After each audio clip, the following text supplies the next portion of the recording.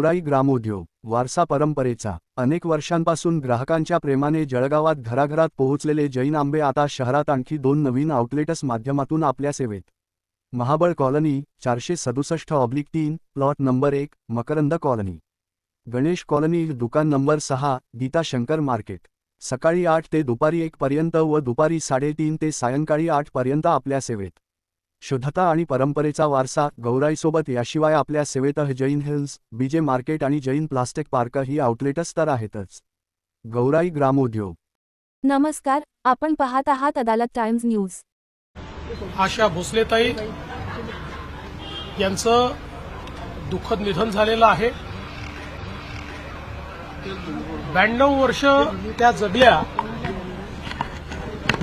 त्यातल्या बहुतांश काळ वयाच्या 5व्या-6व्या वर्षापासून संगीताची सेवा केली, ती अखेरच्या श्वासापर्यंत.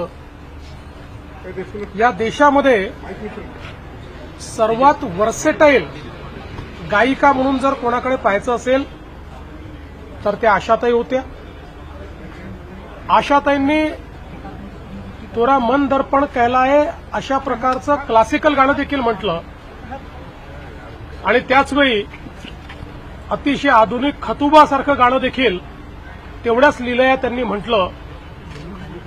जेवढे जॉनर आहेत, शास्त्रीय संगीत असो, पॉप असो, रॉक असो, भावगीत असो, 20 पेक्षा जास्त भाषांमध्ये आशाताईंनी गाणी म्हटली.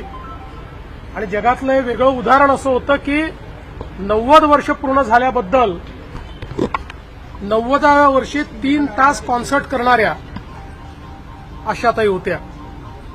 आम्ही जेव्हा महाराष्ट्र भूषण पुरस्कार त्यांना दिला त्यावेळी त्यांच्या जीवनाचा जो प्रवास त्यांनी सांगितला, किती खडतर आयुष्य जगत त्या इथपर्यंत पोचल्या, हे खरोखर अत्यंत प्रेरणादायी होतं.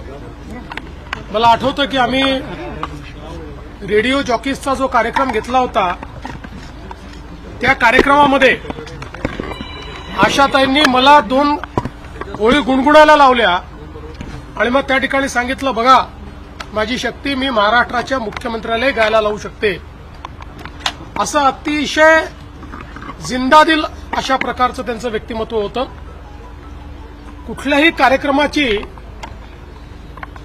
त्या ठिकाणी त्या कार्यक्रमाचा प्राण त्या असायच्या आणि सतत आशाताई हसतमुख आणि उत्साहामध्ये 90व्या, 91व्या, 92व्या वर्षी देखील त्यांचा उत्साह वाखाणण्यासारखा होता.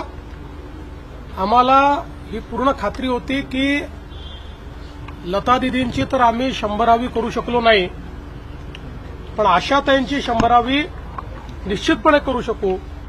पण दुर्दैवाने काळाने ती संधी दिली नाही. आशाताईंसारख्या सुविख्यात, जगप्रसिद्ध आणि ईश्वरीय आवाज असलेल्या एक आमच्या गायिका आमच्यातनं निघून गेल्या. मी त्यांना विनम्र श्रद्धांजली अर्पण करतो. त्यांच्या कुटुंबाच्या दुःखामध्ये आपण सर्व सामील आहोत. पूर्ण शासकीय इतमामामध्ये त्यांच्या कुटुंबियांशी चर्चा करून ते ठरवतील त्याप्रमाणे पुढचे सगळे विधी होतील. पण मला असं वाटतं की आज संगीताकरता आजचा दिवस हा अत्यंत दुःखद आहे.